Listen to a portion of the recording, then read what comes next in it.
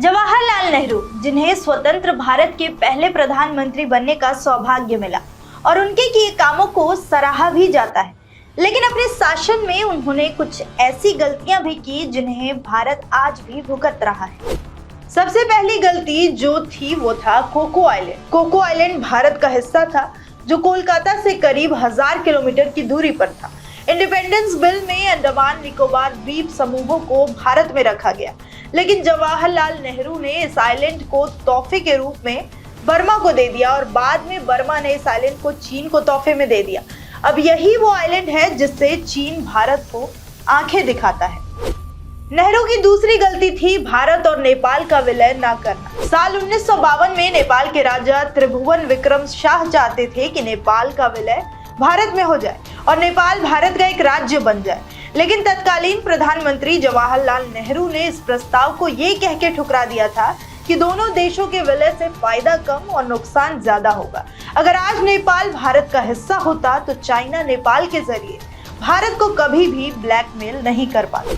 तीसरी सबसे बड़ी गलती जो पंडित नेहरू ने की थी वो थी अमेरिका की तरफ से भारत को यूएन का सदस्य बनाने के प्रस्ताव को ठुकरा देना। साल 1953 में अमेरिका ने भारत को स्थायी यूएन का सदस्य बनाने का प्रस्ताव दिया था, लेकिन जवाहरलाल नेहरू ने अमेरिका के इस प्रस्ताव को ठुकरा दिया और चीन को यूएन का सदस्य बनाने की वकालत की थी।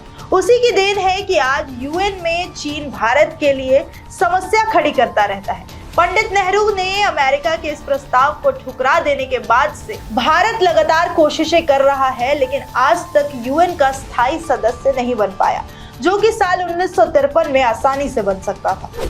जवाहरलाल नेहरू की चौथी बड़ी गलती जिसे भारत आज भी भुगत रहा है वो थी पंचशील समझौता। 1953 में जब चीन ने तिब्बत पर जबरन कब्जा किया था, उस समय नेहरू चीन से दोस्ती के लिए बहुत ज्यादा उत्सुक थे।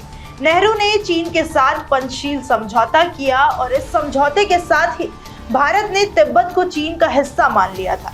नेहरू ने चीन से दोस्ती की खातिर तिब्बत को भरोसे में लिए बिना उस पर चीन के कब्जे को मंजूरी दे दी और साल 1962 में जब युद्ध हुआ तो चीनी सैनिक इसी रास्ते से भारत के अंदर घुस आए थे। पांचवी सबसे बड़ी गलती जो नेहरू ने की थी वो था कश्मीर का मुद्दा। जब 1947 में भारत और पाकिस्तान का बंटवारा हुआ, वैसे ही पाकिस्तान ने कश्मीर पर हमला कर दिया, कश्मीर को अपने कब्जे में करने की कोशिश की, लेकिन कश्मीर के राजा हरि सिंह ने भारत के साथ रहने में ही अपनी भलाई समझी। पाकिस्तान को ये बात नागवार गुजरी, जिसके बाद भारत पाकिस्तान में युद्ध हुआ।